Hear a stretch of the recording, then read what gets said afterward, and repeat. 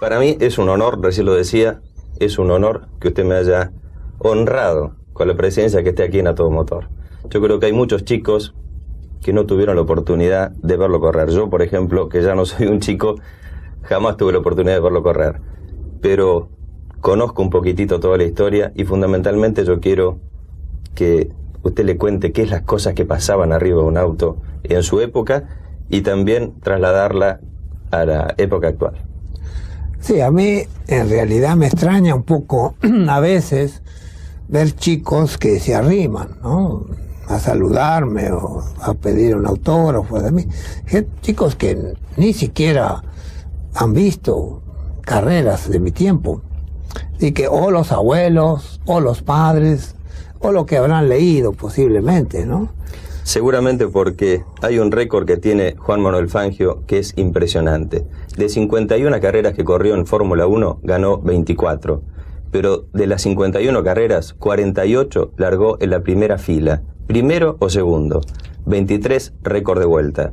Solamente 51 carreras en Fórmula 1 y 5 campeonatos mundiales para Juan Manuel y para todos los argentinos. Juan, ¿cómo era el entrenamiento previo a una carrera? Bueno, no era como es ahora. Los corredores actualmente hacen a veces una carrera antes de correr. El entrenamiento era bastante reducido porque las carreras eran muy largas. Al principio eran 500 kilómetros. Entonces los coches prácticamente casi no lo usábamos antes de la carrera. Había un coche que podía hacer el muleto, que es lo que andábamos más. Entonces había un reglamento que en el coche de carrera, el que iba a correr tenía que dar por lo menos 5 vueltas al circuito. ¿Con el auto de la carrera? Con el auto de la carrera, sí. Entonces, en esa forma se mantenía o se cuidaba el coche de no andarlo mucho y usábamos el muleto. Pero la clasificación se hacía con el coche de carrera y con eso se tomaban los tiempos y un mínimo de 5 vueltas al circuito. Así que tampoco se hacían las pruebas de tanque lleno y demás, como se hace ahora. El piloto tiene tiempo y ver cómo está el circuito y demás. En la mañana era un descanso para todos. El coche era llevado con los mecánicos a la largada. ¿Directamente usted no se subía antes de la carrera? ¿Después de la clasificación? No, después de la clasificación basta, no se subía más. Los coches eran probados por los técnicos. A veces había probadores que se dedicaban a probar los coches y también ingenieros. El caso de Mercedes, un ingeniero Uhlenau, que es uno de los principales constructores de este auto. Juan, ¿qué tendencia tenían esos autos? Motor delantero, cubiertas tan finitas. ¿Cuál era la tendencia del auto? ¿Se iban de trompa, se iban de cola? No. El coche en ese tiempo, como las gomas eran mucho más angostas, el coche se hacía un derrapaje. Cuando usted entraba en una curva, se controlaba, ¿no? Entraba a veces de costado el coche, dependía. Y usted acelerando mantenía el coche sobre la pista. Había que llevarlo con acelerador, había que terminar de manejarlo con acelerador. Se llamaba el derrapaje controlado. ¿Sí? Hoy no se hace, hoy parece que andan sobre rieles los coches. Hoy doblan mucho mejor los autos. Ha cambiado muchísimo. Fangio no solamente nos enseñaba a manejar, también dejó frases realmente célebres, y entre esas elegimos 3. En la vida hay que tratar de ser el mejor, pero nunca creer que uno es el mejor. La soberbia no lleva a nada bueno. Siempre hay que buscar la simpleza de las cosas. Ella lo conduce por el camino correcto, que puede no ser el más corto, pero lo deja donde usted puede llegar. La vida es como una cuesta.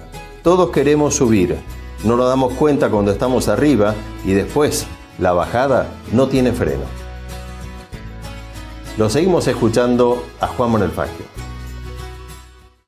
Juan, ¿y las manos o el cuerpo se cansaba mucho con estos autos así tan pesados, digamos, o el calor que proviene del motor?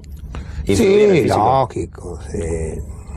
El motor es adelante, todo el calor del motor venía encima. No sé si tú te acuerdas, en el año 1955, que corrí aquí en Buenos Aires con mucho calor, que todos los corredores pararon y se cambiaban, se daban una ducha para volver a correr.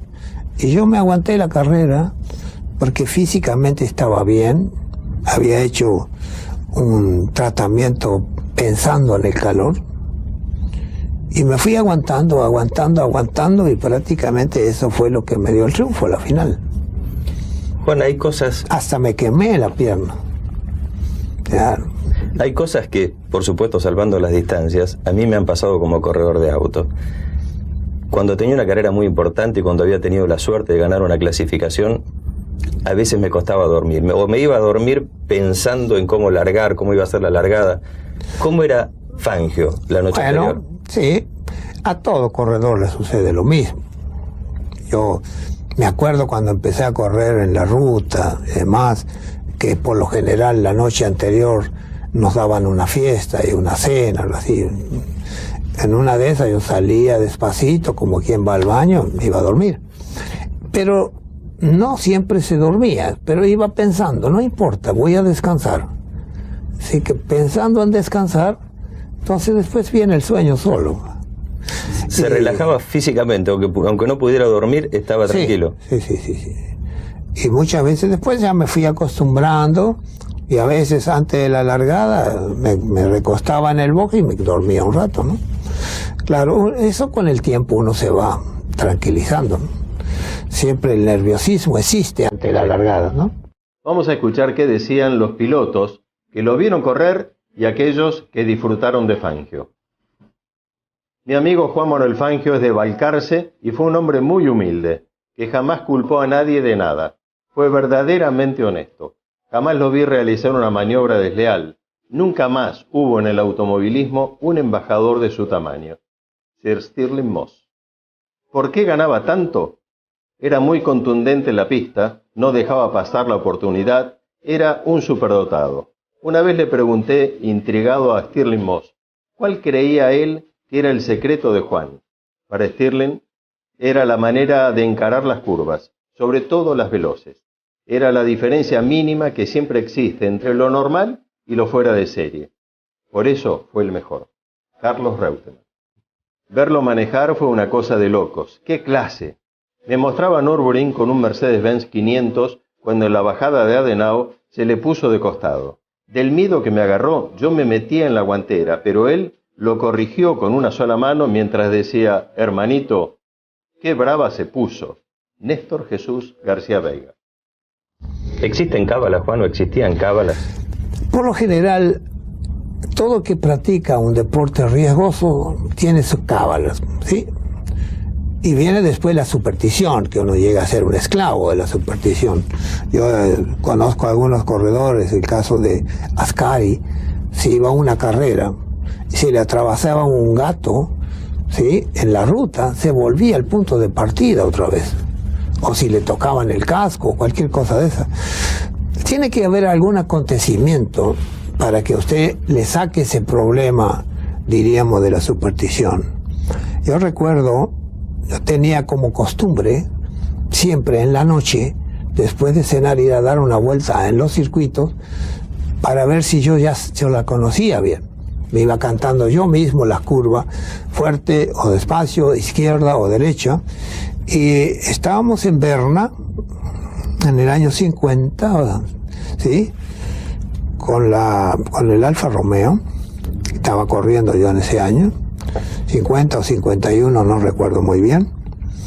Y como de costumbre me fui a dar una vuelta en la noche al circuito. El circuito de Berna prácticamente está dentro de un bosque, ¿sí?, a la orilla de la ciudad, que se llama algo así como Borgarten, ¿sí? Bueno, estaba dando esa vuelta para cantarme las curvas y a ver si yo la conocía, y salió un gato dentro del monte y lo maté. Claro, maté un gato.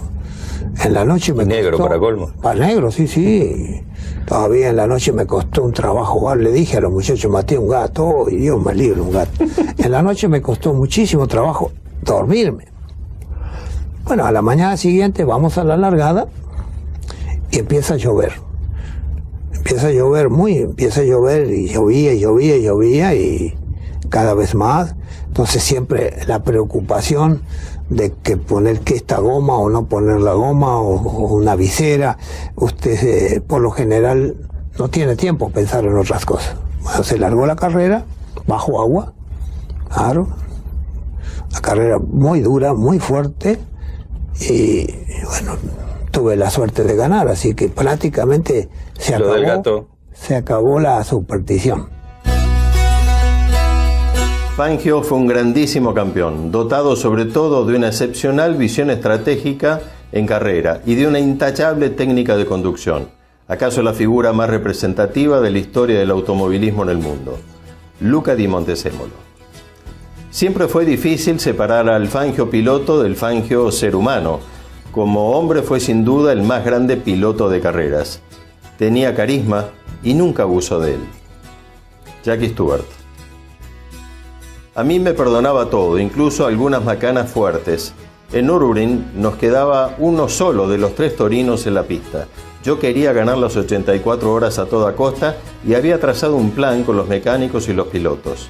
Hermano, te estás equivocando, me encaró a solas. Vos lo querés hacer ganar y vamos a perder. Podemos volver con las manos vacías a la Argentina si seguimos con tu plan. Me dio una lección, desde la rectitud, desde la seriedad para encarar las cosas. Oreste Berta.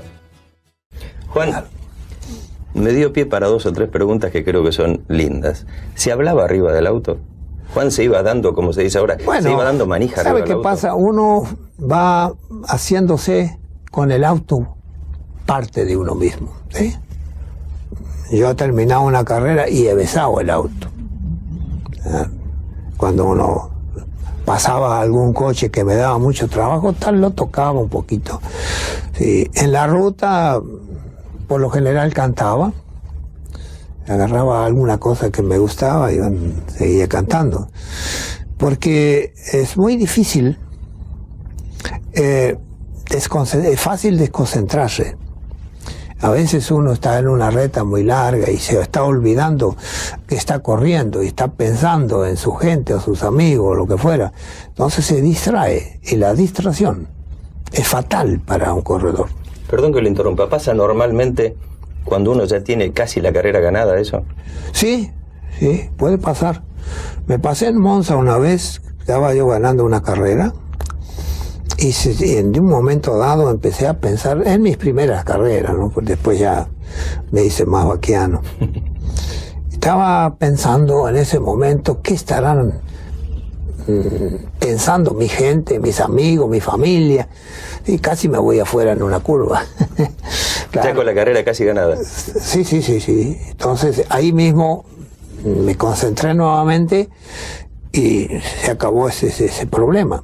Pero eso sucede también. Usted ve los accidentes que hay en la ruta. Muchas veces la gente, ¿sí?, está pensando quizás en otras cosas y no toma atención en lo que ve. Yo cuando alguien va conmigo, está manejando el auto y empieza a decir, mira qué panorama, mira esto, y dije, pará, yo manejo y vos mirá. Porque es muy fácil. A veces uno pierde la noción de dónde está. Si saca la mente de lo que está haciendo, de lo que está conduciendo, que conduce el automóvil, tanto en las carreras como en la ruta, no tiene que distraerse. Cuando alguien le conversa, a veces hay gente, yo veo en la ruta, hay gente que se da vuelta. Eso no es posible. Recuerdo que una vez, y de esto hará unos 10, 11 años, cuando fue aquella vuelta a América del Sur, usted me dijo, tené mucho cuidado con los autos que van despacio. Dice, los que van rápido, no te preocupes, tené cuidado con los que van despacio. Sí, es cierto. La mayor parte de los accidentes, a veces yo cuando voy a pasar un coche en la ruta que va despacio, tengo mucho cuidado, porque a veces de golpe pueden doblar. O gente que ve si va ligero, ese no puede doblar. Ese no puede doblar. No puede hacer un frenaje bruto. Un tractor, por ejemplo, es fácil al pasar un tractor. El hombre está trabajando en el campo, claro, y sube al asfalto y no se da cuenta, cree que está en el campo todavía. Y es muy probable que llegue a un sitio y doble para entrar a una tranquera. Y esos son inevitables. Esos son los accidentes que cuestan la vida de la gente.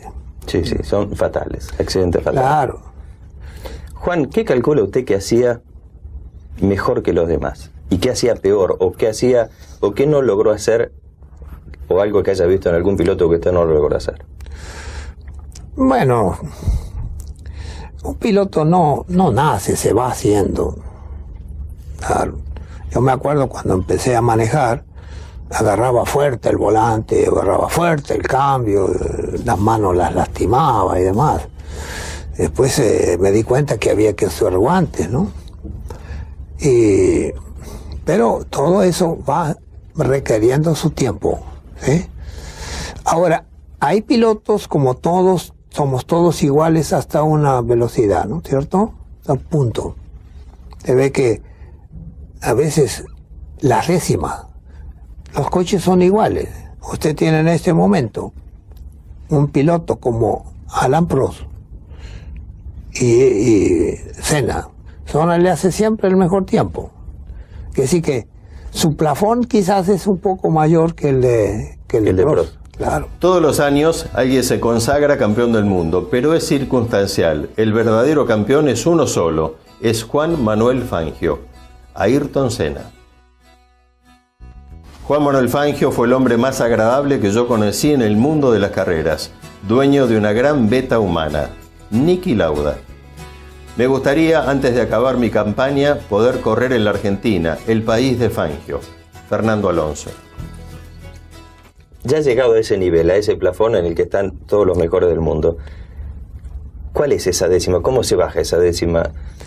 Bueno, se baja la décima porque a veces un piloto sigue dando vuelta y vuelta y vuelta, y no se da cuenta que conviene parar, pensar, ¿dónde está perdiendo? Analizar el circuito. Claro, se analiza el circuito y dice, bueno, yo en este sitio puedo tirarme un poco más sobre el frenaje, o puedo entrar más fuerte, pero sentado, afuera del auto. Se da cuenta uno dónde está perdiendo tiempo, ¿sí? Si a lo mejor una curva, en lugar de tomarla en segunda, la puede tomar en tercera. Entonces, es más riesgoso, pero más veloz. Tal cual. Claro. Juan, ¿servía ir a mirar, por ejemplo, cuando usted no estaba entrenándose en el auto, ir a mirar a los rivales sobre el circuito? No sirve mayormente, no sirve, porque arriba del auto es distinto. También a veces dicen, algunos hacían el circuito a pie, tampoco sirve, no sirve, porque cambia completamente de acuerdo a la velocidad. ¿Sí? Reconocer un circuito, vamos a poner el caso de Nürburgring, por ejemplo. Nürburgring es un circuito que era, ¿no? Porque ahora lo han cambiado por peligroso, que tenía 23 kilómetros con 176 curvas distintas, con bajadas, subidas. Entonces es muy difícil tener en la mente todas las curvas que van viniendo, claro. Entonces a veces uno va haciendo primero de ciertos pedazos, ¿sí? Dice, bueno, yo voy a conocer hasta el kilómetro 6. Y eso lo va dando vuelta y conoce hasta el 6. Después se olvida del 6 y dice, bueno, voy a conocer hasta el 13. Y así, haciendo pedazos, se va dando cuenta. Después este circuito, los corredores pidieron mejorarlo. Entonces, lo hicieron mucho más veloz, mejoraron las curvas. Entonces el piloto, al mejorar las curvas, entraba mucho más fuerte, pero no tenían tiempo, ¿sí?, a recordar qué venía después. Claro. Por eso que dejaron de correrlo, ¿no? Juan, ese circuito tiene una historia particular. Sí. En ese circuito creo, no sé, vuelvo a repetir, no tuve la suerte de vivirlo, pero creo que ese es el circuito donde fue la mejor carrera de Fangio. Sí, cierto, sí. ¿Qué cambió? O sea, ¿qué posibilita a un piloto de su nivel bajar 6 o 7 veces el récord de vuelta tras vuelta? ¿Qué es el incentivo? O sea, ¿qué es lo que está cambiando Fangio para bajar tantas veces el récord de vuelta? Yo no he sido un corredor espectacular, siempre corrí dentro de mis posibilidades, claro. Por eso estoy aquí hablando contigo, porque en 10 años que yo corrí en Europa murieron 30 pilotos, ¿sí? ¿30 pilotos en 10 años? En 10 años, sí, claro. Pero, lógicamente, a veces uno tiene que hacer lo que uno es capaz de hacer. Claro. Pero hay veces que las circunstancias te obligan a hacer es eso. En este caso, yo había perdido en el all box bastante tiempo. Los muchachos se pusieron nerviosos a cambiarme las gomas traseras, así que yo cuando paré en el box tenía 30 segundos de ventaja. 30 segundos. Y cuando salí del box estaba 48 segundos atrás. En la vuelta siguiente me fui a 51 porque tenía las gomas nuevas. Entonces, pensé que no iba a ganar la carrera. Pero en el box me hicieron seña. Adelante estaba Collins y Houghton, ¿sí? Me hicieron la seña de un solo, Houghton, y no me pusieron Collins. Entonces yo dije, bueno, es posible que al despegarse uno de otro, perdió la andadura. Voy a ver si agarro el segundo puesto. Así que cuando estoy bajando la bajada de Adenau se llama, quien conoce el circuito puede recordarse, vi los dos coches juntos que estaban subiendo. Dije, ahí me dio la sensación de que podía agarrarlo y empecé a usar las marchas altas, ¿sí? Que siempre es más riesgoso. En las curvas donde entraba en segunda, entraba en tercera. Donde entraba en tercera, ponía la cuarta. Y así... Perdón que lo interrumpa, Juan, pero usted lo dice con una facilidad, que la que entraba en segunda, entraba en tercera, la que era tercera y cuarta. Sí. No es tan sencillo. Bueno, Nürburgring es un circuito que no hace falta tanta potencia. Solamente en la recta, ¿sí? Y bueno, la cuestión es que me di cuenta que estaba avanzando, porque los dos me hacían señal. Y cuando alcancé a ver a los dos, dije, bueno, es posible que lo alcance, ¿no? Y gané por 4 segundos.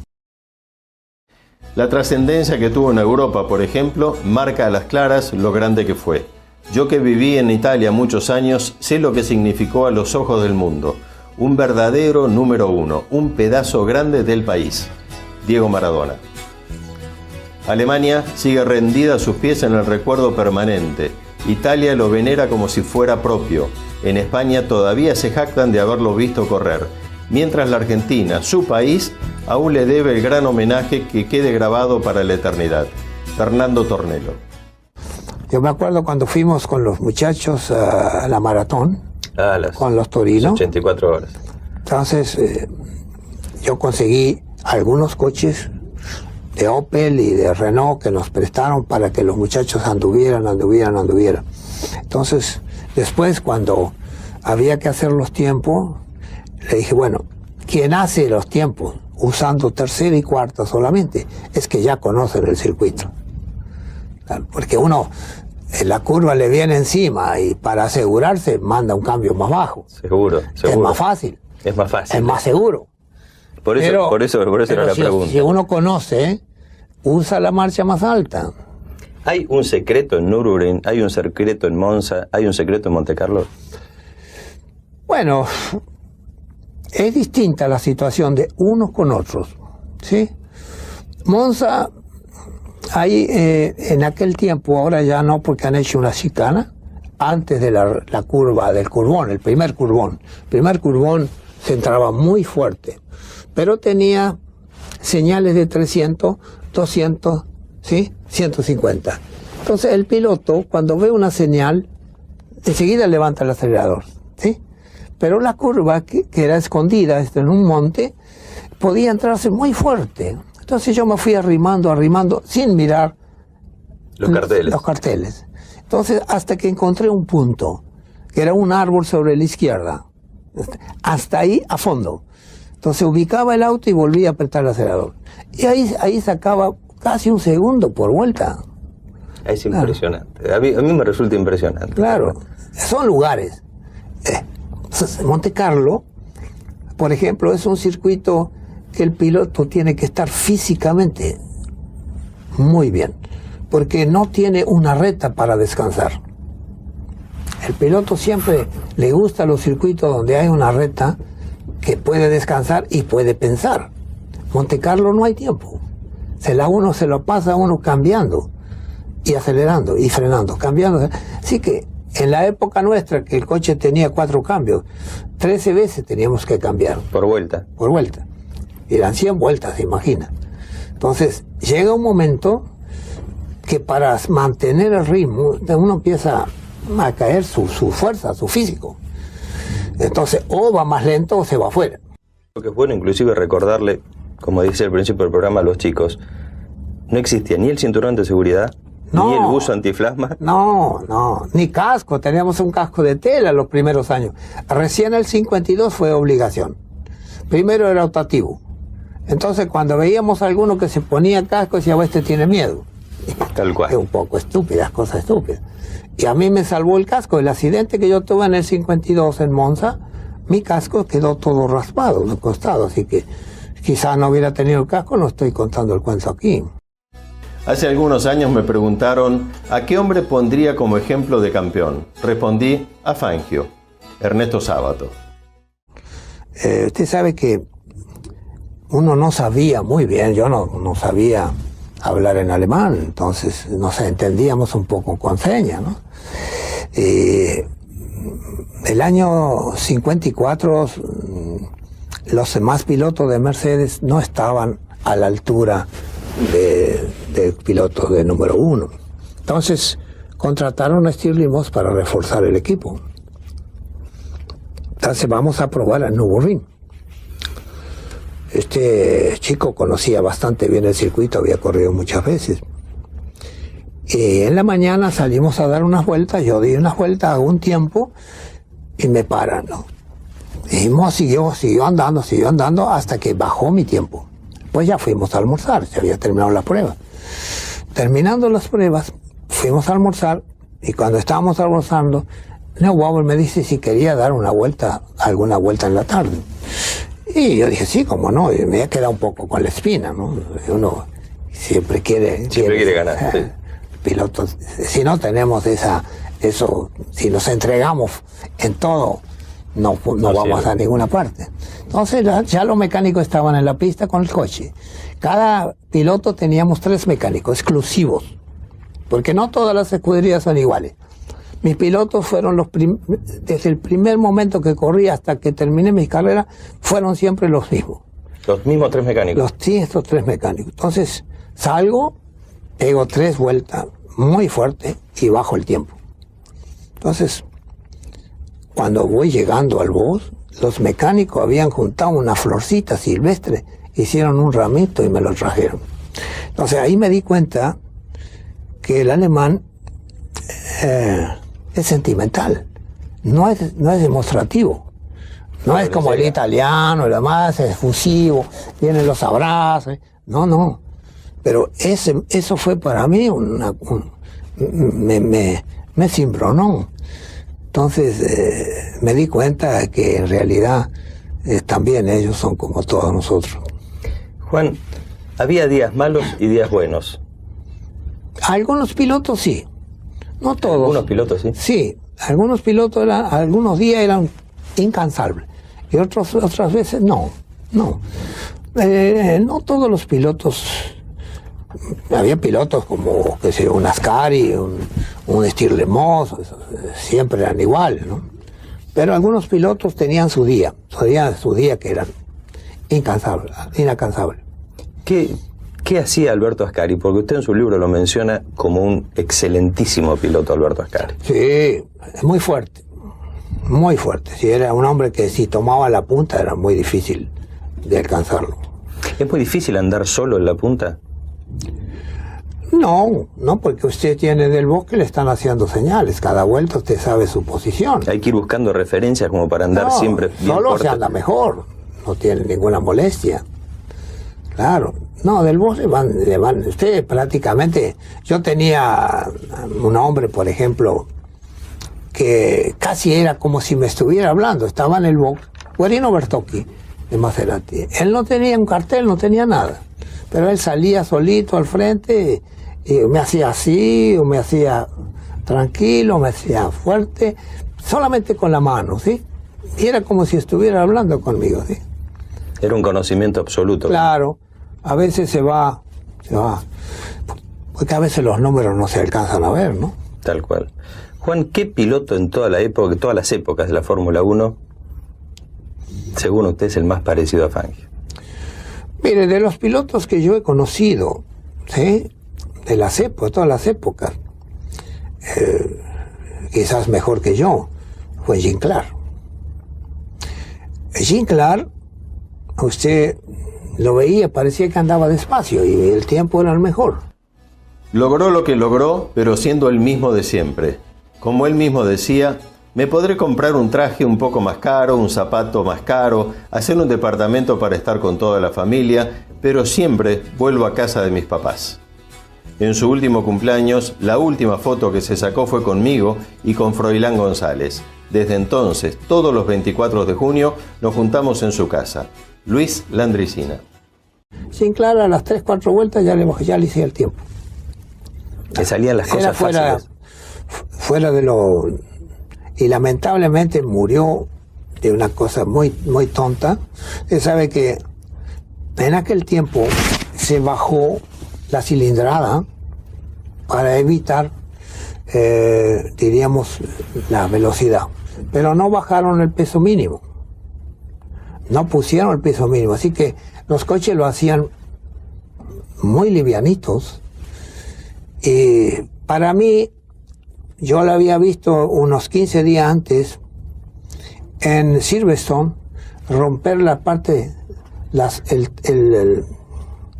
parte de la suspensión trasera.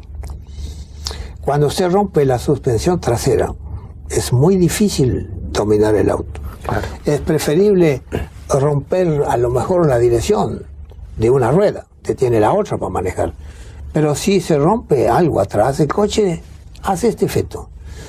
Y yo estuve donde se mató Jean Clare, en una recta que hay una pequeña curva, que no es curva, y ahí se fue afuera. Como no había guardrail, fue contra las plantas y se mató, ¿no? Pero para mí fue un problema del auto. Como pienso que Ascari también fue un problema del auto. ¿Lauda qué tal era, Juan? Lauda no era en mis tiempos, ¿no? Fue en otros tiempos. Yo me acuerdo cuando hicimos unos 1000 kilómetros aquí, yo lo había visto ya correr en Europa, y nosotros hicimos los 1000 kilómetros y lo había puesto con Bordeo a Lauda. Y todavía recuerdo que le dije a Bordeo, mira, si viene este chico, vas a tener que andar muy fuerte para hacer lo que él hace, ¿no? Después no vino, no sé por qué no vino, pero tenía condiciones muy buenas. Era un gran corredor. Hay preguntas que el público ha hecho llegar acá a nuestro programa. Si Fangio hubiera sido director deportivo de Larrauri y de Reutemann, ¿qué consejo o qué cosa hubiera cambiado, si es posible, en el manejo de estos dos pilotos? Mire, primero los consejos no sirven si no los piden, ¿sí? No sirven si no los piden. Claro. Cuando alguien te viene a dar un consejo, ¿qué sabe este, no? Y después yo he sido un corredor de automóvil, no he sido un director deportivo. Yo he reconocido la gente más capaz. Por ejemplo, de directores deportivos que yo he tenido, habían algunos que no sabían nada, no podían ser ni siquiera director deportivo. Pero de todos el mejor fue el alemán, Neubauer. Neubauer se preocupaba de todos los detalles. Cuando yo corrí con Mercedes no vivía en Alemania, vivía en Italia. Lamentablemente, porque si no hubiera aprendido algo a hablar alemán. Pero la persona que estaba conmigo no quería vivir en Alemania, entonces vivimos en Italia. Entonces él me mandaba, cuando tenía que ir a alguna carrera, me mandaba una carta, ¿sí?, con todos los detalles, qué ruta tenía que tomar, cuáles eran los sitios donde podía parar a dormir, dónde podía almorzar o cenar, qué ropa debía llevar para si había fiesta o si no había fiesta. Aparte de eso, él tenía por los corredores y por los mecánicos una adoración. ¿Opinaba en el desarrollo de la carrera, en el plan de carrera? ¿Lo hacían juntos o eso lo hacía Fangio solo? Mire, tenía una costumbre él, ¿no? Antes de largar la carrera se arrimaba a uno y le escupía para darle suerte. Él pensaba en la suerte también. Era una cábala. Y que me escupió varias veces. Juan, otra de las preguntas, y yo sé que Froilán lo va a estar viendo este programa con seguridad, nos ve casi permanentemente cuando puede. ¿Qué tenía o qué le faltó a Froilán González?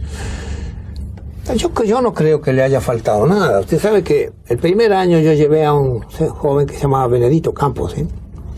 Y el segundo año yo no estaba conforme por algunas cosas, ¿sí? El Benedito Campos era un gran corredor, pero físicamente no tenía aguante, así que a veces se cansaba a mitad de carrera, una lástima, porque era excelente piloto, y que las carreras eran muy duras en ese tiempo, ya digo, 500 kilómetros arriba un auto de esos.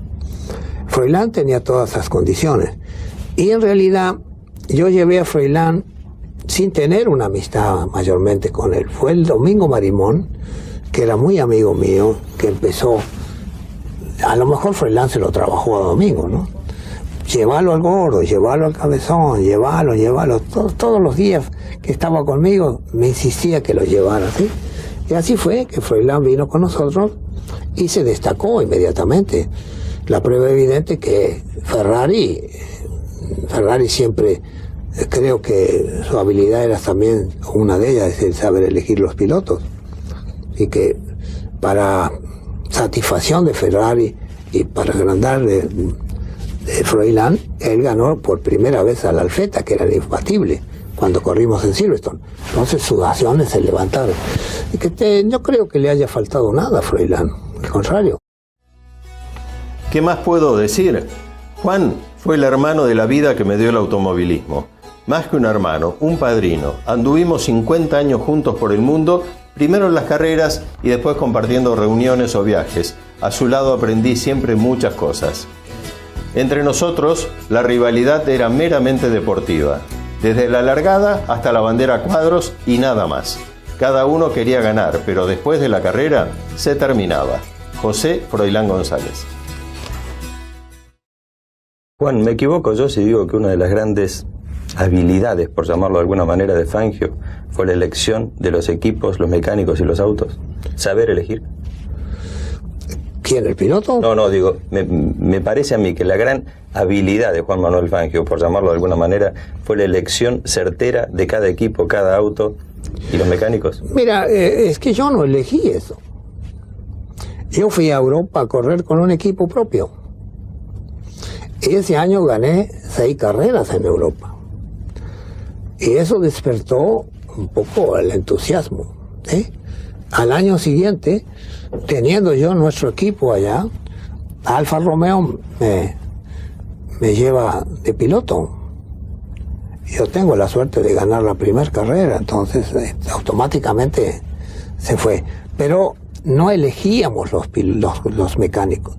Un solo caso tuve yo, en realidad, cuando corrí con Ferrari, a mitad de campeonato, algunos problemas sucedieron. Y Ferrari tenía un sistema diverso, más o menos como Alfa, ¿no? Alfa no había una exclusividad de un mecánico a uno, ¿sí? Ferrari tampoco. Todos trabajaban en todos los coches, ¿sí?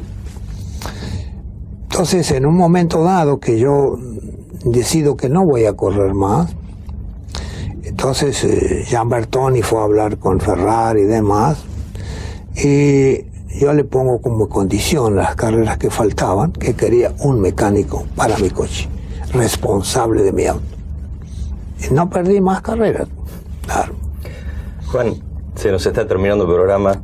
Yo quisiera quedarme todo el día realmente escuchándolo. Vuelvo a repetir que leo casi permanentemente el libro. Si le digo muchas gracias, me quedo muy corto porque estoy profundamente emocionado que haya venido a este programa y profundamente emocionado porque hablar con Fangio, aunque usted no quiera dar consejos, es tener la posibilidad de hablar, con Martín Fierro. Muchísimas gracias, Juan. Muchas gracias a ustedes. Y no es difícil hablar cuando uno dice la verdad o cosas que hayan pasado. Lo malo es cuando hay que inventar.